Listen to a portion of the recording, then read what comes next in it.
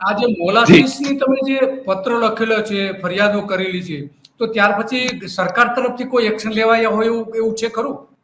હવે મારી માંગણી એવી છે કે હાઈકોર્ટના જસ્ટિસ દ્વારા તપાસ થાય અથવા સીબીઆઈ દ્વારા તપાસ થાય અથવા આઈએએસ કે આઈપીએસ સિનિયર અધિકારી હોય એ તપાસ કરે. નશાબંધી સિવાયના એવું મેં મારી અરજીમાં લખ્યું છે. તેમ છતાં એમણે નશાબંધી ના એક તન્ના નામના અધિકારીને તપાસ સોંપી છે. એનો લેટર મને મળ્યો છે હમણાં 2-4 દિવસ પહેલા લેટર મને મળ્યો છે કે તમે આ બધે કોઈ પુરાવા અમને આપજો એવો. પણ હવે એ તન્ના વિરુદ્ધ આજે આખા ગુજરાતનો રેકોર્ડ છે, એમાં તન્ના ભાગીદાર છે. મારા તન્ના પર જવાબ લગાવવાથી શું ફાયદો થવાનો છે મને સમજાતું નથી.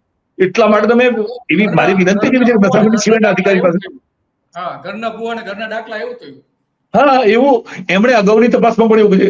મિસ્ટર નેનવાલે નામના એક અધિકારી નશાબંધીના હિસાબી અધિકારી હતા અને એમણે એક તપાસ આ બાબતે કરી હતી અને એ તપાસમાં એમણે આ નેનવાલે નો રિપોર્ટ છે.